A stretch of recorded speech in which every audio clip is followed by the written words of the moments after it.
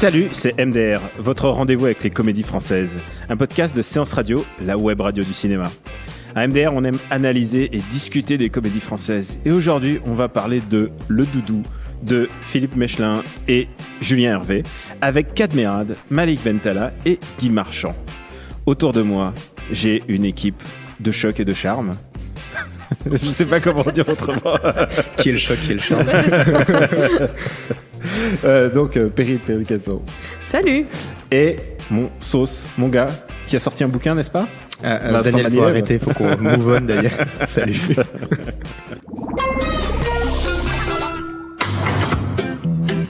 C'est quoi ça? Perdu, doudou, récompense. À mon avis, il n'y a que dalle. Si le mec s'est fait chier à venir jusque-là, on va lui prendre un paquet dosé. Regarde, voilà, il est là, le doudou. C'est pas sérieux, là? Michel Barré, j'écoute. On l'a retrouvé, votre doudou. Quoi, déjà? Par rapport à la récompense, comment on s'organise? Je pensais à 100 €. 150, ça fait un compte rond. Ah non, 150, ça fait pas un compte rond. 100, ça fait un compte rond. Bah, à Roissy, monsieur. C'est toi qui as retrouvé le doudou de ma fille? Merci beaucoup. Avec plaisir, nous, à Roissy, quand on peut rendre service.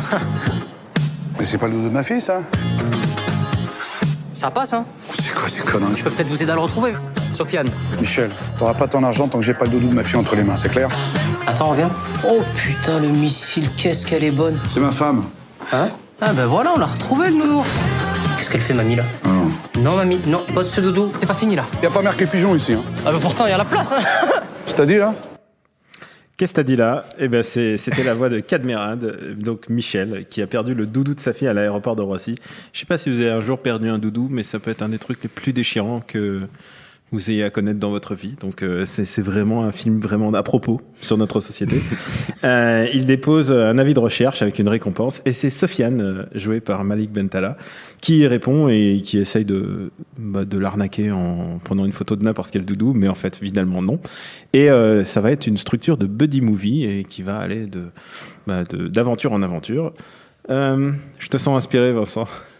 Inspiré, je sais pas, mais j'y étais ce matin, donc c'est encore à peu près frais dans mon esprit.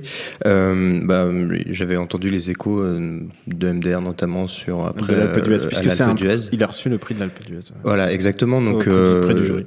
Sans ça, j'y serais allé à reculons, je pense, parce que l'affiche, le Malik Bentala qui dans mon esprit fait encore son striptease dans Taxi 5, donc j'y allais pas forcément comme vraiment avec beaucoup d'entrain. Juste pour dire que Malik Bentala n'a pas fait ce striptease de gaieté de cœur. Ah oui, c'était très compliqué. On lui a forcé la main et il a dû prendre sur lui. Il a eu du courage. Il a le droit de se plaindre, hein. Vraiment, il a le droit. Hein. Ouais. Nous aussi.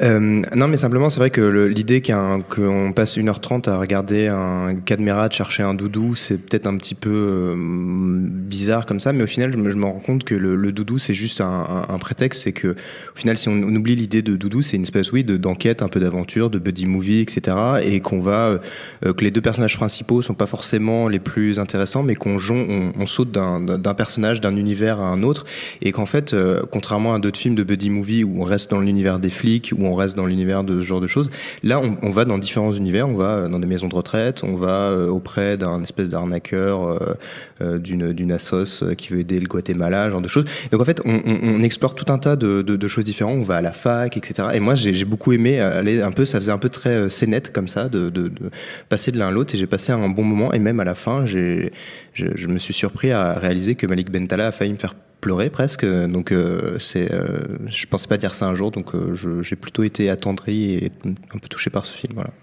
Perrine, qu'est-ce que t'en as pensé? Je suis d'accord avec Vincent sur l'aspect scénette justement qui s'enchaîne. Là où tu dis qu'on va dans des univers différents, je suis pas tout à fait d'accord là-dessus. C'est que certes, oui, on va à la fac, on va dans un château, mais on reste dans le même univers, c'est-à-dire un univers quand même très bourgeois, très riche, vraiment, avec cette idée un peu on l'appelle tout le temps sœur, la my lord, enfin une idée de noble en fait. Et le film passe son temps à se foutre de la tête de ce type de personne, en fait, de particulièrement noble, si possible catho, et si possible tendance collabo, faussement résistant de la Seconde Guerre mondiale. Donc il y a quand même un tropisme vis-à-vis d'un certain type de population. Personnellement, alors on peut avoir de la tendresse pour ces gens-là. On peut tout à fait avoir de la tendresse pour les collabos. Je sais pas, cette phrase est bizarre. Non, mais voilà, moi ça me fait rigoler, mais je veux dire qu'au bout d'un moment, je trouvais qu'il n'y avait pas finalement tellement de nuances sur le type de personnage dont on se moquait, à part peut-être le maître chien, qui est joué par David Sall, je crois. Ouais, qui a une vraie gueule de cinéma, on le voit partout en ce moment. Il est très très bien particulier. Il est très particulier. Retrouver son nom. Mais David Sall, non, très très particulier. Mais voilà, je trouve qu'on a un petit peu un tropisme sur un truc. Il y a aussi quelque chose qui qu'on retrouve dans pas mal de films à l'heure actuelle, que je pensais un petit peu dépassé, mais qui m'embête un peu. C'est toujours les blagues avec l'idée que si un homme embrasse un autre homme, il y a toujours des blagues sur t'es qu'un PD, quoi. Avec la réplique ah non, on va se calmer tout de suite. Voilà. Et ça arrive plusieurs fois dans le film, en fait. Il y a plusieurs fois cette idée de peur d'être pris pour un gay. Je me suis dit, bon, c'est un peu lourdin que ce genre d'humour, ça suffit maintenant. Mais si je passe outre ça, le côté sketch un petit peu, où finalement on manque d'une histoire, on enchaîne plusieurs sketchs. Il y a un fil conducteur, mais il n'y a pas vraiment d'histoire en soi. Ce que j'aime bien, je vais dire un truc que j'avais déjà dit avec Largué, c'est qu'encore une fois, c'est la fête de la vanne. C'est juste, on fait des bonnes vannes tout le long. Il y a quelques bonnes vannes, quelques bonnes répliques qui se lancent, surtout Malik Bentala à Cadmerade. Le coup des pigeons sur il y a de la place sur ton front. Enfin, moi, j'avoue, ce genre de truc me fait rigoler. Elise Moon est absolument extraordinaire en arnaqueur du Guatemala, missionnaire. Il a enfin un bon rôle au cinéma. On n'y croyait plus. Même lui, il n'y croyait plus. Non, je pense que c'est seulement il avait lâché l'affaire. La meilleure scène du film. Donc, tu penses que il arrive comme un espèce d'éclair de génie dans la. Mais moi, j'ai une tendance pour les nazi jokes quand même. C'est que pour une comédie populaire qui tente des blagues sur les nazis, moi, ça me fait tout. Genre, je dis bravo les gars, continuez. Elle est pas mal. Moi, j'aime beaucoup la petite vieille qui chante en allemand. C'est la seule chose dont elle arrive à se souvenir. Moi, je trouve que c'est plutôt pas mal. D'ailleurs, Guy Marchand dedans est assez surprenant. J'aime bien qu'il reprenne son rôle de séducteur encore une fois. Je sais pas quel âge a Guy Marchand. Je me suis posé la question. J'aurais dû vérifier entre temps. Mais je me suis dit, bel homme, quoi. Mais il nous trompe aussi, ce qui fait semblant d'être gâteux. Gravataire et en fait, il a vraiment vieilli. Ah non, en fait, ça. Pas du tout. Non, il arnaque comme tout le monde. C'est un film sur l'arnaque en réalité. C'est-à-dire ça, c'est un buddy movie, mais c'est un film sur comment la tendance c'est d'arnaquer son proche, son prochain en fait.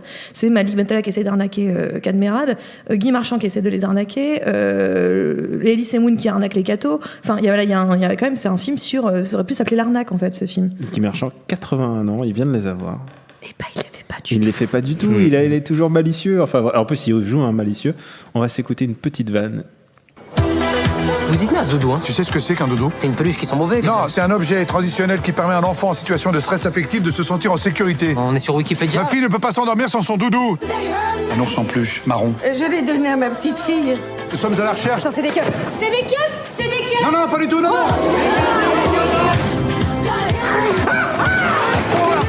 Non, mais ça va pas. Elle est longue, cette journée. Lui, c'est notre guide. Je veux juste récupérer le doudou de ma fille. Moi, j'aimerais vivre en colocation avec Jésus-Christ. C'est pas possible, on a tous nos rêves. Combien? On touche au but. C'est mon osé que je veux toucher au but. C'est une obsession, l'argent, chez toi. Ça s'appelle être pauvre. Alors, il y a un truc qui me rassure un peu sur le Cadmerade Universe, c'est que Cadmerade, j'avais peur qu'il joue que des rôles de petits bourgeois de banlieue, comme il fait ça depuis 10 ans, 20, 15 ans. Là. Il a vraiment maintenant la gueule à ça, d'espèce de petit patriarche d'Île-de-France, quoi. Et là, j'ai l'impression qu'il joue un peu mieux dans le registre. Genre, il a vraiment le sens du timing, il a retrouvé un peu la vista. Je sais pas si tu as trouvé ça, Perrine. J'espère, en tout cas, je trouve que, en tout cas, le timing comique avec Malik Bentala, qui a cette espèce de débit comme ça permanent, il parle très très vite, ce garçon. Et à côté, on a un Cadmerade qui, au contraire, va plus prendre le temps de poser ses phrases et justement être un peu ce patriarche aussi, fait que ça marche très bien. En fait, c'est toujours cette idée, encore une fois, du duo qui est mal assorti et qui, par leur opposition, vont créer le comique. Et donc, un peu comme deux clowns, tu vois, l'Auguste et bien sûr, je sais plus parce que j'aime pas le cirque, mais dans l'idée, voilà, Faut savoir que Perrine est en train de jongler en même temps qu'elle parle parce que c'est de la radio, c'est très visuel. Et donc non, voilà, je trouve que je sais pas si Cadmerade en particulier a retrouvé une espèce de rythme, en tout cas de facilité comique, ou si c'est justement le duo avec Malik Bentala et l'énergie qu'apporte Malik Bentala qui fait que le duo fonctionne en fait. Parce que la dernière fois que je l'ai vu, Cadmerade, il était le psy amoureux de Michel Larocque dans Brillantissime, et je me suis dit mais il s'est pas du tout documenté sur ce que c'est qu'un psy en fait. Mais c'est peut-être la photoscript. Et toi Vincent, je vais plus ton avis sur Malik Bentala puisque tu t'es farci les taxis, on dirait. Qu'est-ce que tu penses de son potentiel comique et j'y pense en particulier parce qu'il a été victime de cette dénonciation au plagiat. Je ne sais pas si tu as vu ça. Oui, par donc maintenant la fameuse chaîne Copy Comic Vidéo qui fait une espèce de chevalier blanc de la scène humoristique et qui maintenant a un peu tourné de plus en plus en dérision, qui est montré un peu comme un forceur des fois, mais qui en gros a dénoncé Malik Bentala pour des plagiats. Je sais plus sur quel humoriste américain précisément, mais après, enfin moi je trouve quand tu vois ce genre de film, il se défend quoi. Je veux dire, il se voit, tu vois que c'est pas juste il y a aussi un côté performeur évident et c'est pas juste un mec qui a volé 3. Après, je le trouve drôle, mais je le trouve pas très bon acteur en fait. Je sais pas comment expliquer, mais en fait son humour effectivement quand il fait du tac au tac, quand c'est une petite blague qui glisse comme ça passe bien, puis surtout quand c'est face à un peu la gueule d'ahurie de Cadmerade, la bouche un peu ouverte, bouche bée, etc. Cette opposition marche bien, mais dès qu'on creuse un peu son personnage à lui, son histoire d'amour à lui, je sais pas, ça sonnait comme faux. En fait, je voyais trop le trublion plutôt que le personnage capable de partager beaucoup de sentimentalité, etc. J'ai jamais réussi vraiment à m'attacher complètement à lui. Donc le personnage de Cadmerade, notamment avec l'histoire avec sa fille, avec sa femme, etc. C'est sa femme qui est jouée par sa femme. Ah oui, c'est sa femme. Ah oui, donc c'est vraiment une blague méta quand il dit quand les ta autres femme elle est bonne. Ta femme elle est bonne, il dit c'est ma femme. Oui, d'accord. Ouais. Non mais je sais pas. Voilà. Oui non mais voilà, Malik Bentala, déjà ça m'a rassuré, j'ai eu beaucoup plus d'affection pour lui que dans Taxi 5, donc je suis content d'avoir vu Taxi 5 puis ça, parce que ça m'a vraiment un peu réconcilié avec lui.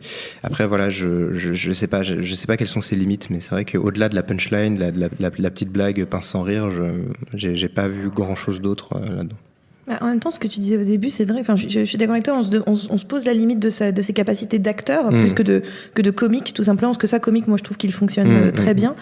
Mais en même temps, comme tu le disais au début, mine de rien, à la fin, même si c'est méga téléphoné, même si on l'a attendu depuis le début, et cette pauvre jeune fille qui n'est qu'une silhouette quasiment dans tout le film, et finalement, oui, ça m'a presque ému aussi. Enfin, j'étais presque, je dirais pas que j'ai fondu en larmes, mais j'étais touchée par ça. Je trouve qu'il a finalement réussi à faire une transition à un moment donné où il quittait son rôle de pur trublion pour être un personnage un peu plus vulnérable en fait.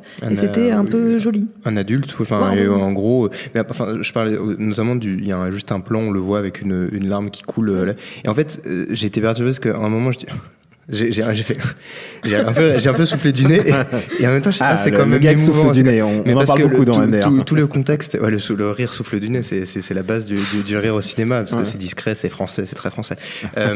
Mais mais voilà, il y avait un peu ça, c'est genre j'ai un peu soufflé du nez et après c'est quand même mignon, puis le contexte et tout. Donc voilà, c'est un peu je suis très sur Malik Bentala, je suis encore un peu perturbé. J'aimerais bien le voir dans d'autres films éventuellement. Enfin. Il y a un dernier truc sur lequel je voulais revenir. Moi, j'ai plutôt aimé le film, mais on reviendra quand faudra donner le prix qu'on met sur les films. Philippe Mechelin est un des co-créateurs de Tuche et un des auteurs des Tuches. MDR, on n'aime pas trop les Tuches, mais on assume. Et ne va pas dire ça à l'équipe de France parce qu'il regarde que ça. Oui, il regarde que ça. Il y en a pas un qui se fait appeler machin Tuche là. Ah, ça m'étonnerait même pas. Il y en a un qui est c'est l'esprit Franck Ribéry règne encore. Il y a un petit jeune qui est frisé là dans l'équipe de France et qui se fait appeler Jeff Tuche. Ah mais oui, celui qui ressemble à. On lui dit qu'il ressemble à Miss France. Il ressemble à Vincent Lacoste. Voilà. Non mais et surtout il y a Julien Hervé dans les auteurs, et Julien Hervé c'est un ancien des Guignols, et le jour où nous enregistrons ceci, les Guignols c'est leur dernier jour, c'est le dernier jour des Guignols à tout jamais. Et ces vraies institutions qui disparaissent, et je suis en train de regarder, il faisait partie d'une génération qui était assez intéressante puisqu'il était avec Lionel Dutemple, Ahmed Hamidi, et puis il y avait aussi Gassio qui était jamais très loin. Mais ils étaient le moment du Guignol où ça redevenait bien après la génération Franck Magnier, Alexandre Charlot. Si vous avez vu Boulet Bill 1, c'est eux. D'accord. Voilà. Ouais, donc du coup, j'étais en train de me dire, mais il y a quand même un bilan pour ces auteurs, quoi. Il y a quelques auteurs qui commencent à essayer de faire, à force de faire des tentatives dans le film français, et qui arrive à essayer de faire quelque chose. Je trouve que le Doudou est plutôt réussi. Si faudrait mieux le vendre en disant que c'est plutôt une comédie faite par les auteurs des Guillauls que par les auteurs des... Enfin, pour moi, en tout cas. Pour toi, oui. Après, je pense que au niveau de chiffres, tout simplement, non, vaut peut-être mieux dire les tuches en termes de nombre d'entrées, quoi. Et puis, malheureusement, les Guignols, on se souviendra surtout des dernières années, les années, mais après, les années catastrophiques de Bolloré, quoi. Faut être honnête un petit peu. Qui a regardé les Guignols récemment? Bah exactement. Voilà, ils t'ont détruit ton truc. Prépare-toi, c'est ça qu'ils vont faire au service public. On balance. Ils vont détruire ton train. Ensuite ils vont dire on va te le privatiser ton train. Bon, émission politique avant tout. Ouais, on balance. Les gars, vous n'allez pas vous en sortir comme ça. Vous allez me dire combien vous mettez. Vincent, toi t'es déjà chaud pour mettre de l'argent, je vois. Ouais, parce que je viens de toucher mes allocations Pôle emploi, donc là, je peux régaler. T'as pris du popcorn? Non, mais le prix d'une place classique, pourquoi? Parce qu'en fait, place matin ou place place matin, place quand on peut. Enfin, non, mais c'est simplement que je ressors suffisamment rarement, globalement satisfait, content d'une salle de cinéma après avoir vu une comédie française, que voilà, quand il y a ce genre de film qui arrive à proposer quelque chose, à me faire rire, à provoquer plus qu'un souffle de nez, je trouve que ça vaut le coup d'être souligné. En tout cas, enfin, j'ai envie de le mettre en avant un peu. Et toi, Perrine? Moi, j'ai même éclaté de rire 2-3 fois dans le film, donc c'est pas mal. Alors que j'étais littéralement dans une salle où on était. C'est un très grand cru. Ah oui, oui. On était 10 dans cette salle à peu près. Je tiens à le dire, un mercredi. Non, hier on était jeudi, c'est ça. Je suis fatiguée. Mais voilà, un jeudi. Tu l'as regardé pendant le match de l'équipe de France? Ah, mais c'est ça. Ah, mais ça fait sens en fait. Ça fait sens qu'on était. Le match était aussi drôle aussi un peu. Mais donc voilà, résultat. Mais en plus c'est vrai. Non mais je viens de faire le lien. Ouais, et donc mes résultats. Il vaut mieux aller faire tes papiers, tu sais, toute ta paperasse le jour des matchs de l'équipe de France. Tu me donnes un truc là, mais tu viens de me sauver des jours à venir. Tu vas faire ton permis de conduire. Ça va être fou. C'est dimanche le prochain match.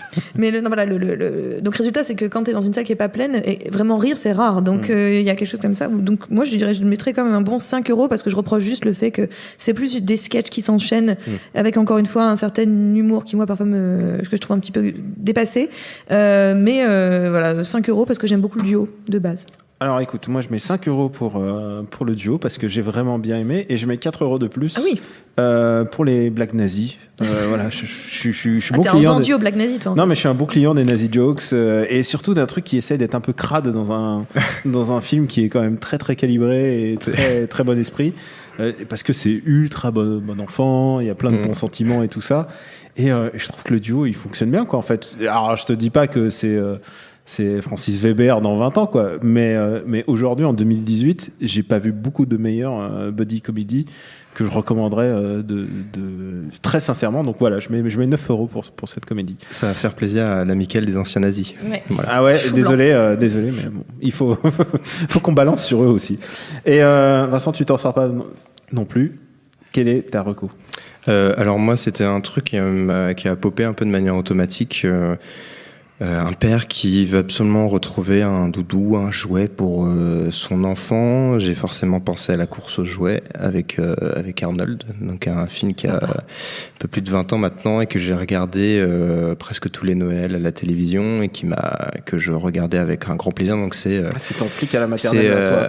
Un peu, ouais, voilà. C'est Schwarzy qui doit absolument trouver un Turboman, donc un espèce d'Iron Man un peu pour son fils.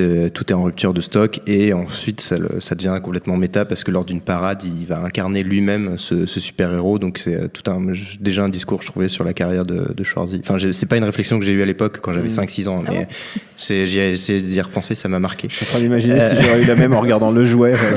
Je suis comme ça devant lui. Enfin, c'est très visuel. Mais non, voilà. Et puis il y a Jack Lloyd qui jouait le petit Anakin dans les Star Wars à menace fantôme, et que j'ai découvert qu'il était toujours vivant apparemment. Donc voilà, ça m'a. Mais il est vivant, il va très bien. Il veut juste plus entendre parler de Star Wars, comme beaucoup de gens qui ont participé à la préquelle. Et donc voilà, j'ai repensé à lui, ça m'a un peu ému. Donc voilà, la course aux jouets, je trouve que peut-être attendez Noël, parce que c'est un bon film de Noël, je trouve. Voilà. J'aime bien les films de Noël, comme Die Hard. Comme Die Hard, c'est le meilleur film de Noël. On est tous d'accord. Perrine, quelle est ta reco? Eh bien, je me suis dit, là, c'est un buddy movie, 2 personnes mal assorties qui vont à la course à un jouet qui est très important, pour l'un des deux surtout. Et ben je me suis dit, j'ai envie de parler d'un film qui est l'inverse, en fait, 2 jouets qui vont à la course de leur propriétaire parce qu'il leur manque. Et je pense à Toy Story, puisque Toy Story. Lequel, alors le premier, surtout parce que vraiment on a la sensation pour Woody et Buzz d'avoir été abandonnés par Andy. Et ils vont devoir traverser. Eux sont mal assortis l'un avec l'autre, ils s'aiment pas du tout, ils ont rien à voir l'un avec l'autre, et ils vont devoir traverser des épopées, des histoires pour finir par retrouver Andy et l'affection d'Andy. Donc c'est cet effet inverse. Et puis dire qu'on recommande Toy Story quand c'est sûrement l'un des plus grands films d'animation qui ait jamais existé, c'est un peu une facilité absolue. Mais au cas où vous l'auriez pas vu ou pas revu depuis un moment, ça vaut vraiment le coup parce que c'est une animation qui a pas des masses vieillies, c'est assez fascinant et on a vraiment tous les sens de Pixar qu'on retrouvera encore dans n'importe quel film de Pixar d'ailleurs. Ouais, c'est un vrai film anthologique. Ouais. C'est un vrai grand film d'anthologie, c'est un film qui existera dans 100 ans, on parlera encore de Toy Story, j'en suis sûre. Comme Cars aussi. Non, moins. Discus. Moins. Et pour ma part, je vais rester un peu dans la continuité de ce qu'on disait. Je recommande les Guignols, évidemment. Et alors, ils ont sorti les best-of des sketchs au fur et à mesure des années en DVD. Moi, j'ai pas eu la présence d'esprit de les acheter, mais du coup, je vais aller me faire une razzia. Je conseille évidemment la saga, parce qu'on peut parler de saga. C'est entre 91 et 96, donc c'est le moment où il y a les plus grands auteurs, dont c'est Benoît Delpine et Jean-François Alain, et avec Bruno Gassio, et donc ça commence à partir de la guerre du Golfe. C'est un moment où tout le monde en a ras-le-bol des JT, et que là ils ont compris le truc, et que les Guignols, ça a complètement démarré, et puis jusqu'à la première année de Chirac, je crois qu'ils étaient au top, quoi.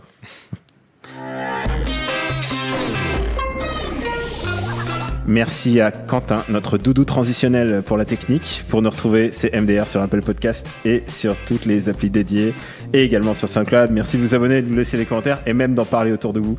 Je suis trop content d'avoir parlé d'une comédie quand même qu'on a bien aimée, parce que ça faisait un petit bout de temps. Et la semaine prochaine, on va se retrouver peut-être avec une autre comédie qu'on a bien aimée. Qui sait? Allez, à bientôt. Ciao.